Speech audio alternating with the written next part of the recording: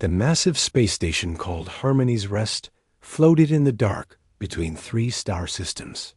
It was supposed to be neutral ground, a place where different alien races could meet and talk without fighting. Today, that idea seemed like a bad joke. Ambassador Kethner felt his energy form flicker with stress as he watched the 2 alien delegates across the conference table. 6 months of peace talks, and they were no closer to solving anything. If anything, things were getting worse. War Chief Brutex slammed all 4 of his massive fists on the crystal table. The sound echoed through the meeting room like thunder. His red skin was darker than usual, which meant he was angry. Very angry. The Nexus sector belongs to the Corvan Empire. Brutex roared. His voice was so loud that the translation devices struggled to keep up. My ancestors fought and died for that space. We will not give it to these machine lovers. On the other side of the table, Fragment 7742 made a sound like grinding metal. The Zelith representative was a collection of metal parts and glowing circuits that somehow formed a thinking being. When it spoke, the words came out in sharp, electronic tones.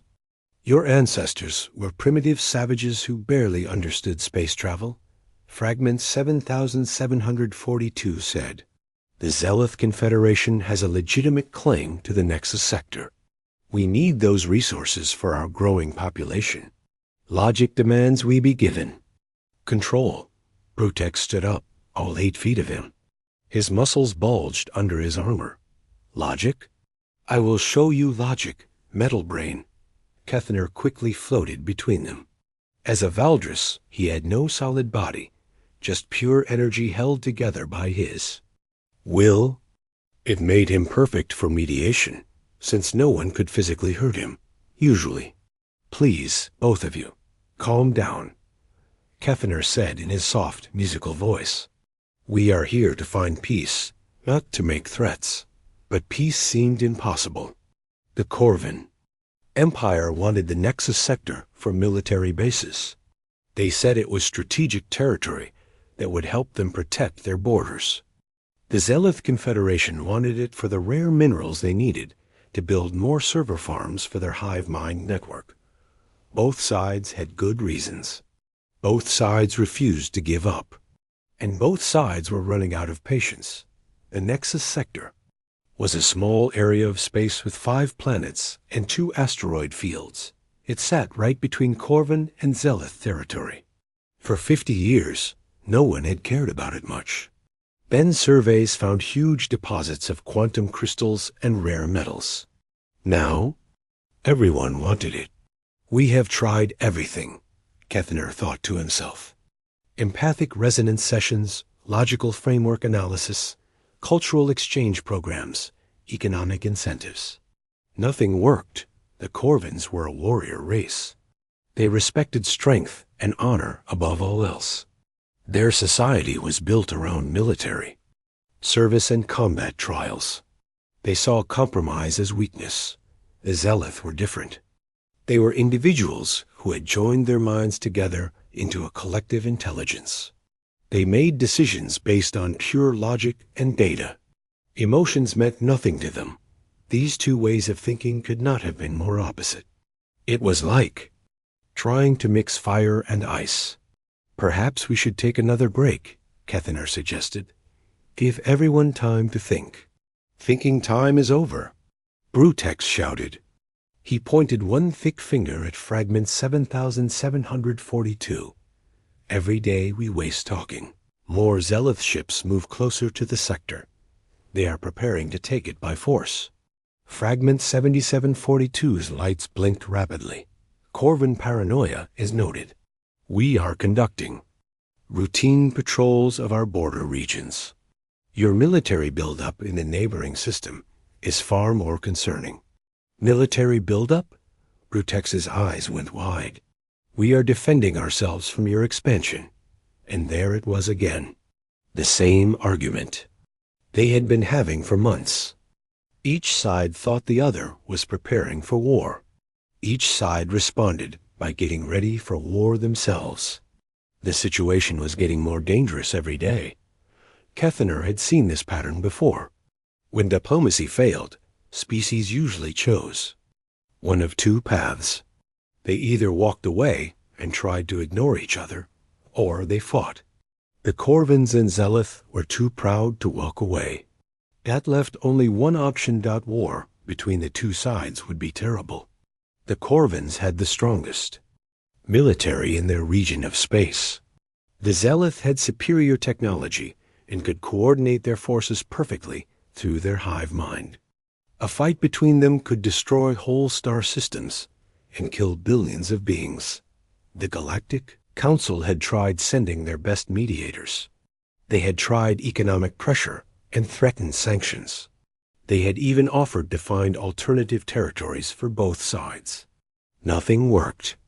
Ambassador Kethaner, Fragment 7742, said suddenly, "Our projections show a 97.3% probability that these talks will fail within the next 7 days.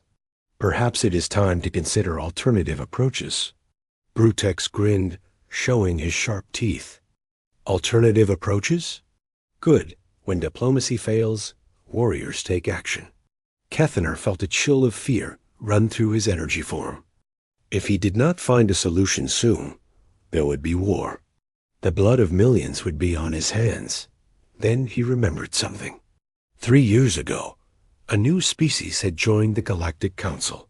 They were young and primitive by most standards, but they had surprised everyone. They called themselves humans. Humans had a reputation for being unpredictable. They did things that made no sense to other species, but somehow got results. Their diplomats were known for unusual methods that traditional negotiators found shocking. Kethaner had never worked with a human before. The idea made him nervous. But desperate times called for desperate measures. "I am calling for additional assistance," he announced. "The Galactic Council will send one more mediator." Brutex laughed. "Another soft-spoken peace lover? We have wasted enough time." "Not exactly," Kethaner said quietly. "I am requesting a human diplomat." The room went silent. Even Fragment 7742's lights stopped blinking for a moment. "Humans?" Brutex said slowly. "The new species? The ones who fight wars for fun?" "They do not fight wars for fun," Kethaner corrected. "But they do have unique approaches to conflict resolution." Fragment 7742's mechanical voice was cautious. Human psychological profiles are difficult to predict. They show high levels of irrationality combined with surprising effectiveness. "Exactly," Kethaner said. "Perhaps what this situation needs is someone who thinks differently." 3 days later, a message arrived from Earth. A human diplomat was on the way. His name was Jake Morrison, and his record showed success in several impossible negotiations. Kethaner felt a mix of hope and worry. Maybe the human could find a solution that had escaped everyone else. Or maybe he would make everything worse. Either way, things were about to get very interesting. The human transport ship Peacekeeper was not what anyone expected. Most diplomatic vessels were sleek and elegant, designed to show off their civilization's advanced technology. The Peacekeeper looked like it had been built for war, and then hastily converted for peace talks. Ambassador Kethaner watched through the station's viewing ports as the ship docked. Scorch marks covered its hull, and several sections had obviously been repaired with different types of metal. It looked tough and practical, like it could take a beating and keep flying. War Chief Brutex had also come to watch the arrival. He nodded with approval. "At least they do not pretend to be weak," he said. "I can respect that." Fragment 7742 had sent a sensor drone to analyze the ship. "Interesting design philosophy," it reported. "The humans prioritize function over form. The vessel shows evidence of combat experience, but maintains full operational capacity. The docking process took longer than usual. The Peacekeeper systems did not quite match the station's standard interfaces. Human technology was still different. from what the rest of the galaxy used. But eventually, the connections were made and the airlock sealed. Kethner floated to the receiving area with the other delegates. He expected to meet a typical diplomat in formal clothes, carrying briefcases, full of legal documents and treaty proposals. That was how these things usually worked. The airlock door opened with a soft hiss. Out stepped the human. Jake Morrison was not what anyone expected. He was tall for a human, with broad shoulders and calloused hands. His brown hair was cut short in a military style. Instead of formal diplomatic robes, he wore a simple jacket that looked like military surplus, dark pants, and heavy boots that made solid footsteps on the metal deck. But it was what he carried that made everyone stare. Slung across his back was some kind of weapon. It had a long barrel and a fuel tank, connected by reinforced hoses. To experienced eyes, it was clearly a flamethrower.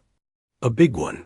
His belt held various tools and devices that made the station's security sensors beep nervously. A large duffel bag hung from his shoulder, and it clinked and rattled with every step like it was full of metal objects. Jake looked around the receiving area with bright, curious eyes. When he saw the assembled delegates, his face split into a wide, friendly grin. "Sorry I'm late," he said in accented Galactic Standard. His voice was warm and casual, like he was meeting friends instead of attending a formal diplomatic function. Traffic was murder in the Sol system. Cargo haulers everywhere. He dropped his duffel bag on the deck with a loud clang that made everyone jump. "So, who wants to tell me why we're all sitting around arguing instead of sharing a drink?" "Ambassador." Kethner's energy form flickered with confusion. In 600 years of diplomatic service, he had never encountered anything like this. "Ambassador Morrison, this is a formal diplomatic proceeding. Weapons are strictly prohibited in the conference areas. And, oh, this old thing?" Jake reached back and patted the flamethrower affectionately, like it was a pet. "This isn't a weapon, friend. This is a conversation starter." The silence that followed was so complete that the station's life support systems seemed loud in comparison. War Chief Brutex was the first to speak. He leaned forward, his 4 arms crossing over his massive chest. His warrior instincts told him this human was dangerous, but not in the way he expected. "Human Jake Morrison," he said slowly, "what manner of warrior diplomat are you?" Jake's grin got even wider. "The kind that gets results." He opened his duffel bag and pulled out a bottle of amber liquid. The container was made of clear glass, with a colorful label that read, "Old Earth Whiskey, aged 12 years. Let's talk about what you folks really want, not what your government's told you to say." Fragment 7742's mechanical voice crackled through the translator. "This human displays concerning psychological parameters. We detect high levels of confidence despite suboptimal tactical positioning. His equipment suggests preparation for multiple scenarios, including combat and recreational activities." Jake looked at the Zealoth representative with interest. "Recreational activities. I like that." He reached into his bag again and pulled out a small white object. "That's because I brought marshmallows." The confusion in the room was almost visible. Ambassador Kethner had been trained to handle difficult negotiations, cultural misunderstandings, and even occasional violence. But no one had prepared him for a human diplomat with a flamethrower and marshmallows. "Ambassador Morrison," Kethner said carefully, "perhaps we should begin with a briefing on the current situation. The territorial dispute has been ongoing for 6 months, 17 days, and about 4 hours," Jake interrupted cheerfully. "I read the files on the way here. Corvins want the Nexus sector for military purposes. Zealoth want it for computational resources. Both sides think the other is preparing for war. Classic deadlock scenario." He unscrewed the cap on his whiskey bottle and took a small sip. But here's what I noticed while reading those files. Nobody's talking about what they really need. They're just arguing about what they think they want. War Chief Brutex frowned. What do you mean, human? Well, Jake said, settling his bag on the deck and leaning against the wall like he was getting comfortable. When was the last time your warriors had a real challenge? I mean a proper test of their skills, not just training exercises. The question caught Brutex off guard. Our military maintains readiness through regular combat drills and war games. But it's not the same, is it? Jake's voice was sympathetic rather than challenging. Your people are warriors. Warriors need something to fight for, something to prove themselves against. Without that, they get restless. Start looking for fights where there shouldn't be any. Fragment. 7742's lights blinked rapidly. Interesting psychological assessment. Our analysis of Corvin behavior patterns suggests increasing aggression in peacetime conditions. Jake pointed at the Zealoth representative. And you folks, your network is growing fast, right? More individuals joining the collective every year. But you can't expand your computational capacity fast enough to keep up. Accurate observation. Fragment 7742 admitted. Resource limitations are constraining optimal growth patterns. So really, Jake said, taking another sip of whiskey, we've got two problems that look like one problem. The Corvins need something meaningful to do with their military, and the Zealoth need specific resources, not necessarily the whole sector. Ambassador Kethener felt a spark of hope. The human was making connections that no one else had seen. You believe there might be a solution that addresses both needs? Jake's smile turned slightly mischievous. Oh, I know there is. But first, we're going to do something that's going to sound completely crazy to all of you. He hefted the flamethrower off his back and set it down carefully. We're going to have a fire ceremony. The silence returned, heavier than before. What? Brutex asked. Fire ceremony, Jake repeated, like it was the most natural thing in the world. See, humans figured out a long time ago that the best conversations happen around fires. Something about the flames makes people more honest, more willing to listen. He started unpacking more items from his bag. Strange metal objects, some kind. A fuel container, and what looked like folded cloth. Plus, I've been reading about Corvin culture. Your young warriors have to survive fire trials to prove themselves adults, right? Brutex nodded slowly. The trials of flame. But what does that have to do with everything? Jake said simply. Because we're going to solve this problem. The human way. By building something together instead of fighting over what already exists. Fragment 7742's voice was puzzled. This approach does not appear in any diplomatic protocols. Jake laughed, a warm sound that somehow made the sterile conference area feel more welcoming. That's because humans don't always follow the protocols. We make new ones. He looked around at the assembled delegates, his expression serious for the first time. Look, I could spend the next 3 days presenting formal proposals and legal frameworks.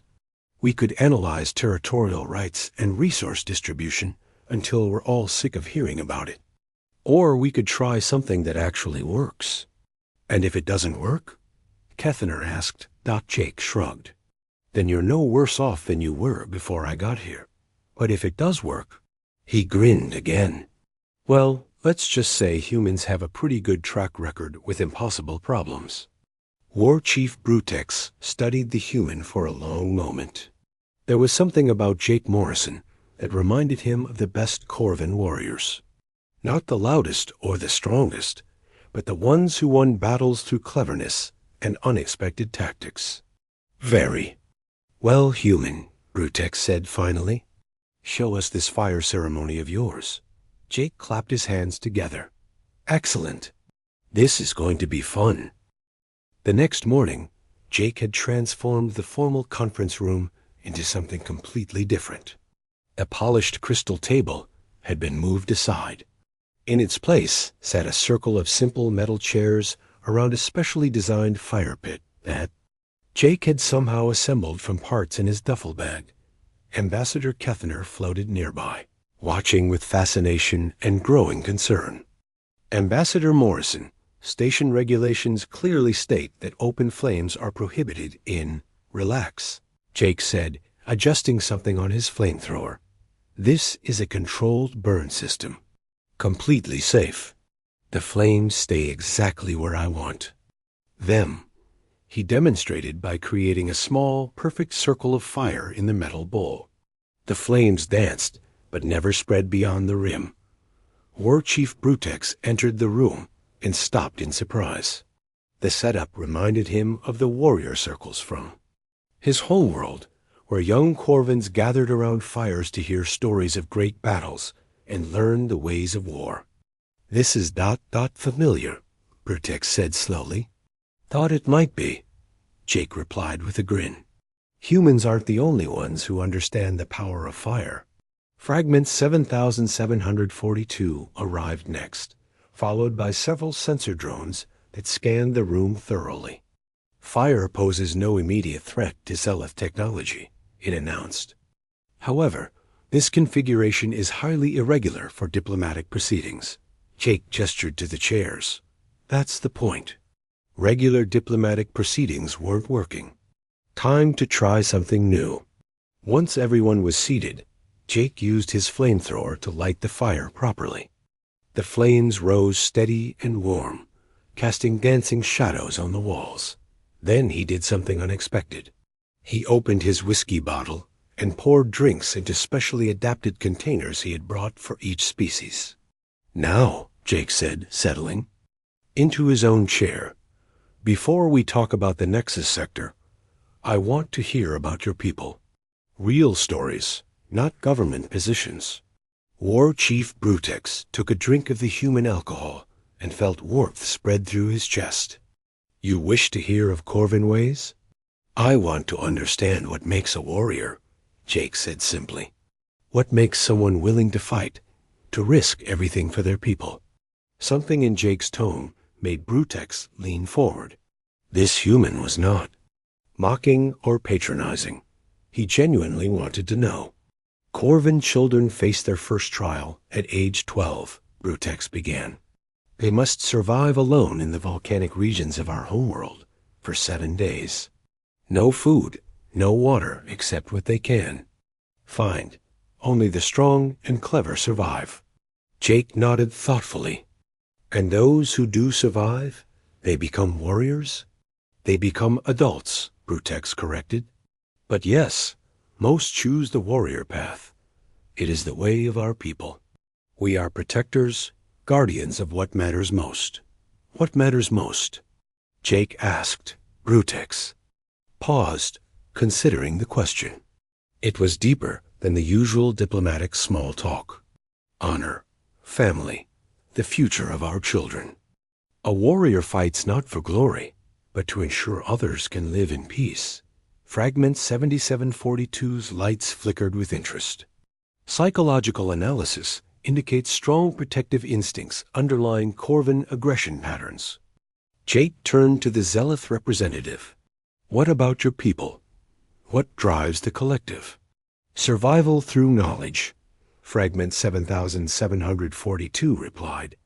Individual Zeleth are weak and vulnerable, but together, sharing thoughts and memories, we become something greater. Each mind adds to our understanding of the universe, and that requires a lot of computing power, Jake observed. Correct. As our population grows, our collective intelligence increases, but our current infrastructure limits expansion. We need quantum processing cores built from rare minerals to accommodate new members. Jake stared into the fire for several minutes, saying nothing. The flames crackled softly, and the warmth seemed to relax everyone despite their differences. You know what's interesting? Jake said finally. You're both solving the same problem in different ways. What problem? Tefener asked. How to protect what you care about, Jake explained. Corvins do it through strength and warriors. Zelith do it through knowledge and collective thinking. But the goal is the same. Make sure your people survive. And thrive. War Chief Brutex frowned. The metal mines are nothing like us. Maybe not on the surface, Jake agreed. But think about it. Your warriors train constantly to be ready for threats. Their collective intelligence processes information constantly to predict and prevent problems. Both approaches require dedication and sacrifice for the greater good. Fragment 7742's mechanical voice was thoughtful. We had not considered the parallel structures of our societies. Jake reached into his bag and pulled out a small device that projected a three-dimensional map of the Nexus sector. Now, let's talk about what you really need from this region. The map showed 5 planets, 2 asteroid fields, and the space routes connecting them. Jake pointed to different areas as he spoke. Brutex, your military reports say you need forward bases in this sector. But looking at the tactical situation, there's no real external threat here. So what are your warriors actually supposed to do once you build these bases? Brutex shifted uncomfortably. They will ... patrol the region. Maintain. Readiness. Busy work, Jake said bluntly. Your warriors are too good for that. They need real challenges, real purposes. He turned to fragment 7742. And you need quantum crystal deposits from these 3 planets. But your surveys show the richest deposits are in the most dangerous locations: active volcanic zones, unstable asteroid fields, areas with radiation storms. Correct. Extraction will be extremely hazardous. Jake's grin was back. So here's what I'm thinking. Corvins are the best warriors in this part of the galaxy. They specialize in surviving impossible environments. Zelith are the smartest collective intelligence around. They can coordinate complex operations with perfect precision. He used the projector to highlight specific areas of the map. What if the Corvin military got permission to establish training facilities in the most dangerous parts of the Nexus sector? Real survival challenges in volcanic regions and radiation fields. The kind of training that would make their warriors legendary throughout the galaxy. War Chief Brutex's eyes lit up with interest. And what if, Jake continued, the Zelith Confederation got exclusive mining rights to the quantum crystal deposits, plus a contract to provide tactical computation? Services for those same training operations? Fragment 7742's lights blinked rapidly as it processed the implications. A symbiotic relationship rather than territorial competition. Exactly, Jake said, taking a sip of whiskey. The Corvins get the most challenging military training grounds. In known space, the Zelith get their crystals plus steady income from computational services. And both sides get something they didn't even know they wanted. Which is, Tefener asked. Respect, Jake said simply. Corvins will be training in conditions so dangerous that surviving them becomes proof of ultimate warrior status. Zelith will be demonstrating intelligence so advanced that they can coordinate impossible rescue and extraction operations. He manipulated the map to show training scenarios. Imagine this. Corvin warriors practicing survival techniques in active volcanic zones while Zelith collective intelligence monitors every heat signature, every gas emission, every seismic tremor. When someone gets in trouble and in training, like this, someone always does, the rescue operation becomes a perfect test of both Corvin courage and Zelith coordination. War Chief Brutex stood up suddenly, pacing around the fire. This training ... it would be unlike anything attempted before. The most elite warrior school in the galaxy, Jake confirmed. Other species would send their best soldiers here to test themselves against Corvin instructors in conditions that would kill anyone else. Fragment 7742 was running calculations at high speed. The computational challenges of coordinating safety operations in such environments would require significant processing power. Our collective would need to expand substantially to handle the workload, which means you'd need more quantum crystals for additional processing cores, Jake pointed out. Lucky you'll have mining rights to the best deposits in the sector. The room fell silent, except for the crackling of the fire. Everyone was thinking through the implications of Jake's proposal. There's more, Jake said quietly. This isn't just about the Nexus sector. This is about changing how your species see each other. He stood up and used the flamethrower to adjust the fire, making it burn brighter. Right now, you think you're enemies because you're different. But what if being different made you stronger together? Explain, Brutex demanded. Simple, Jake said. Humans learned this lesson the hard way over thousands of years of wars. The best teams aren't made of people who are all the same. They're made of people who are good at different things. He pointed at Brutex, then at Fragment 7742. You've got the toughest warriors and the smartest minds in the galaxy sitting right here. Instead of fighting each other for territory, why not work together to do something impossible? The fire burned between them as they considered this radical idea. For the first time in months of negotiations, both sides were thinking about cooperation instead of competition. The fire had been burning for 3 hours, and the atmosphere in the room had changed completely. What started as a formal diplomatic meeting had become something much more personal and honest. Jake reached into his duffel bag again and pulled out a package of white, puffy objects. Anyone want to try roasting marshmallows? What are marshmallows? War Chief Brutex asked, leaning forward with curiosity. Human food, Jake explained, spearing one of the white blobs on a long metal stick. You cook them over fire until they're golden brown. Sweet, sticky, completely unnecessary for survival. He held the stick over the flames. We eat them because they taste good, and because roasting them gives you something to do with your hands while you think. Fragment 7742 analyzed the marshmallow. With its sensors, sugar-based confection. No nutritional value. Purpose appears to be purely recreational. Exactly, Jake said with a grin. Sometimes the best solutions come when you stop trying so hard and just enjoy the moment. He handed out more sticks and marshmallows. War Chief Brutex took to the activity immediately, his warrior reflexes allowing him to cook his marshmallow to perfect golden brown.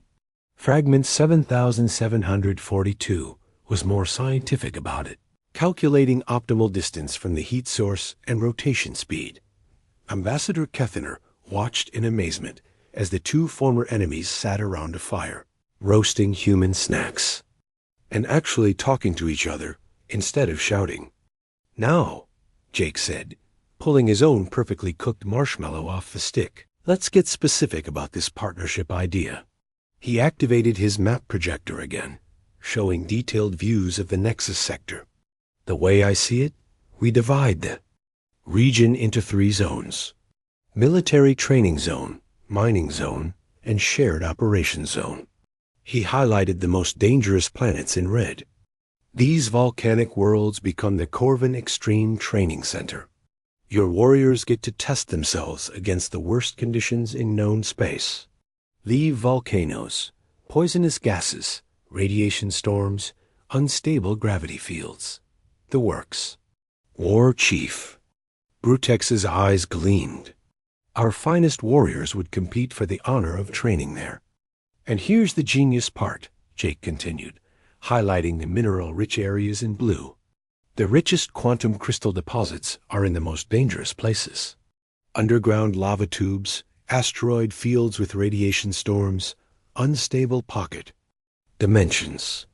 Exactly the kind of places where you'd need both Corvin survival skills and Zealoth coordination to mine safely. Fragment 7742 processed this information. Joint operations would be required. Corvin personnel to survive the environments. Zealoth computation to optimize extraction and ensure safety. Right, Jake said, which brings us to the shared zone. He highlighted areas in green. This becomes the coordination center. Joint facilities where Corvin trainers and Zealoth coordinators work together. Command posts, medical facilities, research stations. He took a bite of his marshmallow and continued talking with his mouth slightly full. Think about it. You'd have Corvin warriors pushing themselves to the absolute limit in impossible conditions.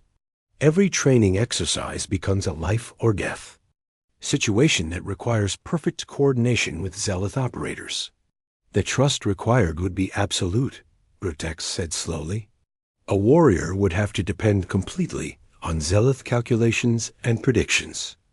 And the Zealoth collective would be responsible for keeping those warriors alive. Fragment 7742 added, failure would result in the death of beings we are sworn to protect. Jake nodded enthusiastically. Now you're getting it.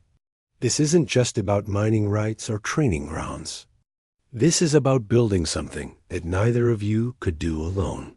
He stood up and walked around the fire as he spoke, his excitement growing. Imagine the possibilities.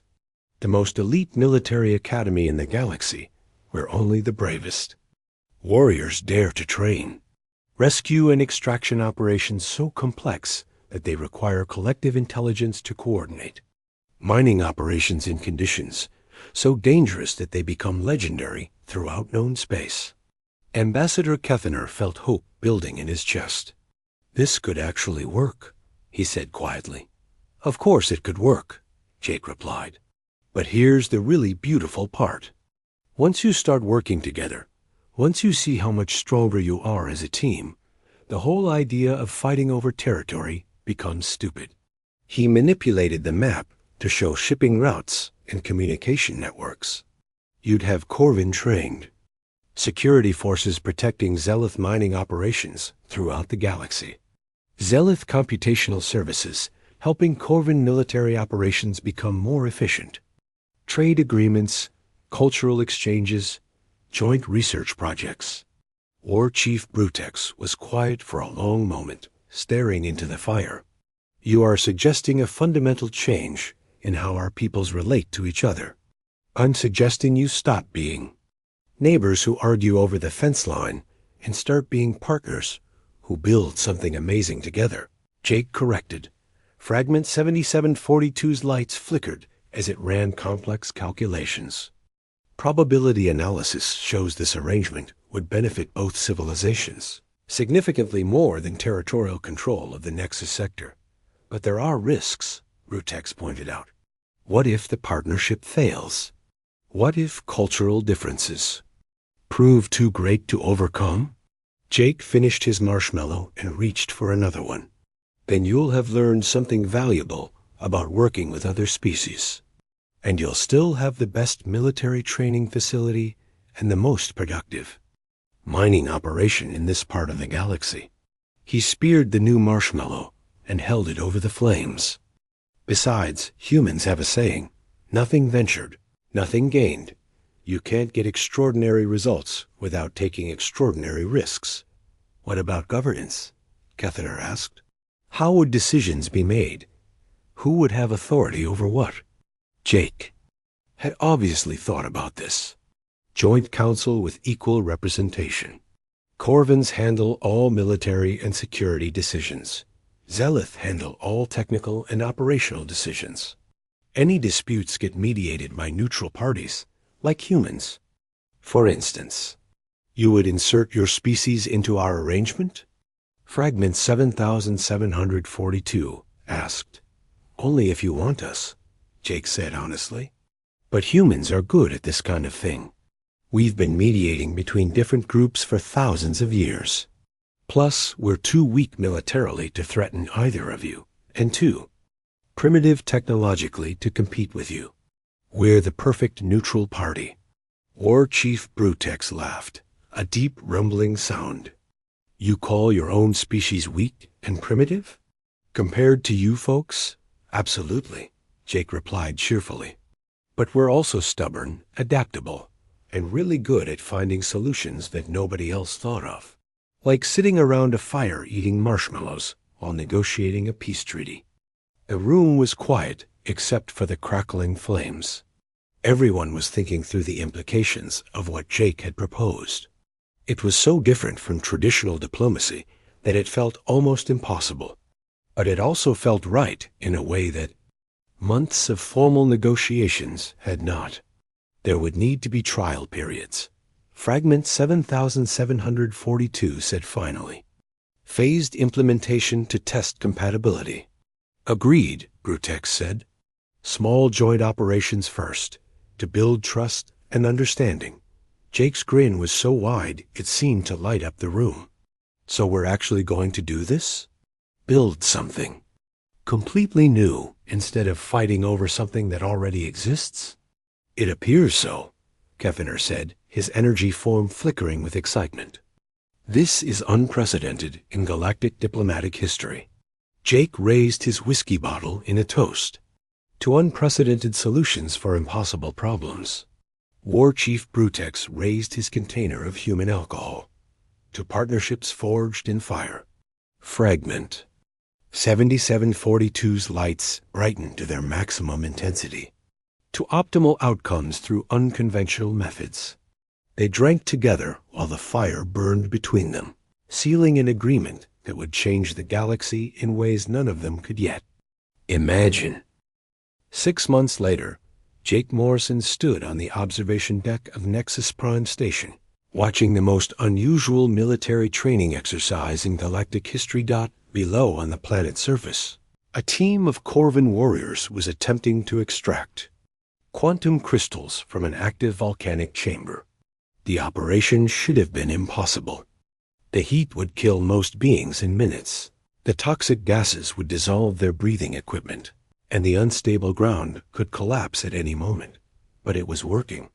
Thermal readings indicate optimal extraction zone located at coordinates 247.6 by 189.3, came the calm voice of Fragment 7742 through the communication system. Seismic activity shows stable window for next 14 minutes. War Chief Brutex's response crackled through the cum from the surface. Understood, mine partner. Team 2, advance to extraction point. Team 1, maintain perimeter watch 4. Ground instability. Jake smiled as he watched the perfectly coordinated operation. The Corvan warriors moved with absolute confidence, trusting their lives to Zelith calculations. The Zelith Collective monitored every detail, taking responsibility for keeping the warriors safe in an environment that would have been certain. Death without perfect coordination. Quite remarkable, said Ambassador Kefiner, floating up beside him. When you first proposed this arrangement, I thought it was impossible. Most of the best ideas sound impossible at first, Jake replied, taking a sip from his coffee cup. It was real Earth coffee, imported specially for the occasion. That's how you know they're worth trying. The formal treaty signing had taken place the day before. Representatives from dozens of galactic civilizations had come to witness the historic agreement. The document itself was unlike any treaty in recorded history. Instead of dividing territory, it created something entirely new. The Corvan Zelith Partnership Agreement established joint governance over the Nexus sector, with shared facilities, integrated operations, and mutual defense clauses. More importantly, it created a model for cooperation that other species were already studying. Ambassador Morrison, came a voice from behind them. Jake turned to see Captain Linda Hayes of the Earth Diplomatic Corps. She had arrived the previous week to observe the treaty signing and learn from Jake's methods. How did you know this would work? She asked. The psychological profiles suggested that Corvan and Zelith cultures were fundamentally incompatible. Jake watched as another team of warriors successfully extracted a large quantum crystal from a lava tube, guided by Zealoth sensors and calculations. The profiles were looking at the wrong things, he said. They focused on how different the cultures were, not on what they had in common. Which was what, exactly? They both cared about their people, Jake explained. Everything else was just details about how they showed that caring. Once you get past the surface differences and look at the underlying motivations, most species want the same basic things. Safety, prosperity, purpose, respect. Captain Hayes made notes on her tablet. And the fire ceremony? The informal setting? Jake chuckled. Humans figured out a long time ago that people make better decisions when they're relaxed and comfortable. Formal diplomatic settings make everyone defensive and careful. But sitting around a fire, sharing food and drink, that makes people more honest. Extraction complete, announced Brutex from the surface. Crystal quality exceeds projections. No injuries, no equipment damage. Excellent work. Fragment 7742 responded. Coordination efficiency at 97.8%. This operation will serve as the template for future joint missions. Jake felt a warm satisfaction as he listened to the exchange. 6 months ago, these two beings had been ready to go to war. Now they were working together so smoothly that they had developed their own professional language, mixing Corvan military terminology with Zealoth technical precision. The success of the partnership had exceeded everyone's expectations. The Corvan Extreme Training Center had become legendary throughout the galaxy. Warriors from a dozen species had applied for admission to the program. The waiting list was 2 years long. The Zealoth mining operations had been equally successful. They were extracting quantum crystals faster and more efficiently than anyone thought possible, using techniques that could only work with perfect coordination between survival experts and computational intelligence. But the real surprise had been the cultural exchange. Young Corvans were learning Zealoth mathematical principles as part of their advanced tactical training. Zealoth individuals were studying Corvan philosophy of honor and sacrifice to better understand the beings they protected. A new generation was growing up that saw cooperation between different species as natural and beneficial. Ambassador Morrison, came another voice. Jake turned to see Dr. Alan Cooper, the human xenopsychologist who had been studying the partnership's effects. I wanted to update you on the latest findings. Good news, I hope. Extraordinary news, Dr. Cooper replied, consulting his notes. Both species are showing measurable improvements in psychological well-being. Corvan warriors report higher satisfaction and sense of purpose. Zealoth collective intelligence has expanded by 23% due to the computational challenges of coordination operations. Jake nodded. Makes sense. Give people something meaningful to do, something that uses their best abilities, and they're happier. But there's more, Dr. Cooper continued. We're seeing secondary effects. Other Corvan military units are requesting similar partnership opportunities with different species. The Zealoth Confederation has proposed joint research projects with 3 other civilizations. The model is spreading, Captain Hayes observed. Like I told Kethaner at the beginning, Jake said, sometimes the best diplomacy isn't about finding common ground. It's about creating it. A soft chime from the communication system interrupted their conversation. All surface teams, this is Nexus Prime Control, came the voice of the station commander. Weather monitoring indicates incoming storm system. All operations should conclude within next 30 minutes.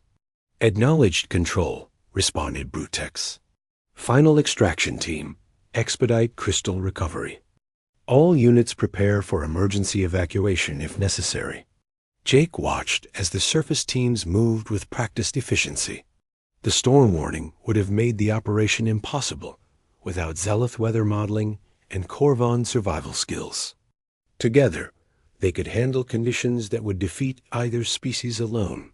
You know what the really amazing part is?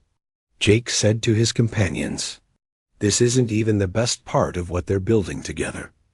"What do you mean?" asked Captain Hayes. Jake pointed to a section of the station where construction was ongoing. "Next month, they're opening the Joint Research Facility. Corvin Tactical Innovation combined with Zelith Computational Modeling. They're working on new technologies that neither species could develop alone." Dr. Cooper checked his notes. "The quantum shield projectors?" "Among other things," Jake confirmed.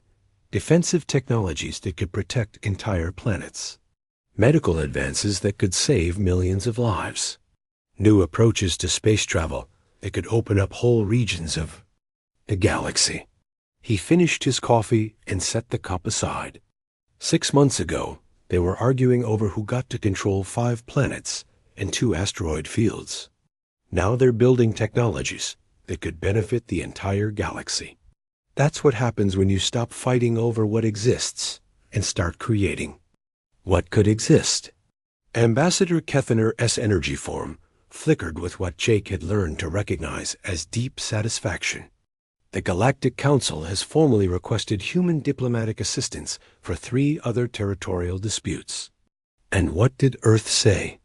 That Ambassador Morrison is too busy with his next assignment, Captain Hayes said with a grin. Something about silicon-based crystals and energy beings made of living plasma? Jake laughed. The Helix system situation. Yeah, that's going to be interesting. The crystal entities communicate through harmonic vibrations, and the plasma beings use electromagnetic frequencies. Nobody can figure out how to get them to understand each other. Any ideas? Dr. Cooper asked. Jake's grin turned mischievous. Well, I've been doing some research on human music theory. Turns out there might be ways to translate between sound and electromagnetic frequencies. I'm thinking about bringing a guitar. A guitar? Captain Hayes sounded incredulous. And maybe some Earth classical music, Jake continued. Mozart, Beethoven, maybe some jazz. Music is another thing humans discovered works well for bringing different groups together. Ambassador Kethaner's form brightened. You continue to propose unconventional solutions. That's what humans do best, Jake replied. We look at impossible problems and ask, what if we tried something completely different? He looked out at the planet below, where Corvin and Zelith teams were completing their joint operation with perfect coordination. Besides, the universe is full of impossible problems waiting for impossible solutions. Someone has to be crazy enough to try. The final surface team completed their extraction and began the ascent to orbit. Another successful mission. Another small step in building something unprecedented.